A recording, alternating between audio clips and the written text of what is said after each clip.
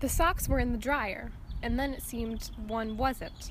The load had finished, but one sock was missing. It wasn't in the dryer, it wasn't tangled up inside a shirt or anything obvious like that, it just wasn't. It was like it no longer existed and never had.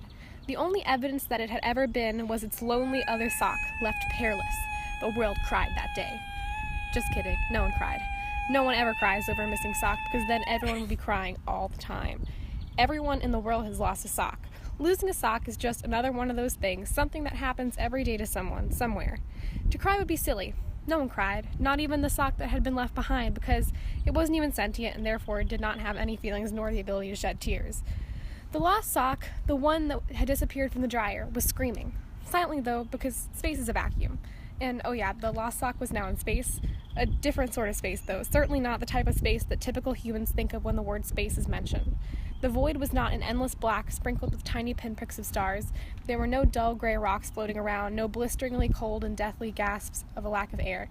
This other space was still most definitely a vacuum though, so the deathly non-air gasps were still a possibility most likely, but on the other hand, socks have no need to breathe, so, that wasn't really an issue. Anyways, this other space was more of a really dark blood red, sort of. It was like the color that humans can see when their eyes are closed, just really dark and slightly red. And there were piles upon piles of socks in all sizes. The lost sock promptly stopped screaming soundlessly upon seeing this, and then began again after coming to the conclusion that all of the other socks were dead. As dead as socks can be, anyways.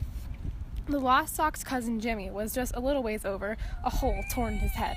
The lost sock screamed in terror, this time aloud, surprisingly enough, upon taking in sight.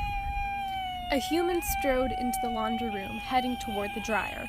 Strangely enough, a high-pitched squealing seemed to be issuing from somewhere underneath the dryer.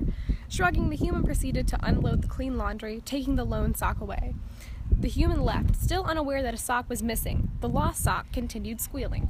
Meanwhile, the lost sock had come to the conclusion that he was not actually in another space, just merely underneath the dryer. His only chance of escape had just left with his twin, the lonely sock. He was slumped next to his dead cousin Jimmy, and his breath was running out. His desperate scream, which truly did sound more like a squeal to human ears, petered out, cracking forlornly at the end. All remaining hope drained away, and the last sock closed his non-existent eyes.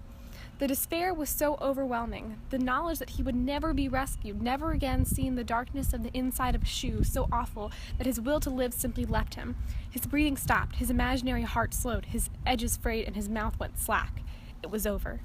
Jimmy's gaping head was laid exactly where it had fallen, but now there was also the frayed hem of the lost sock to join it, the memory of a sock scream hanging over the both of them like an unspoken wish. A useless wish, but a wish all the same.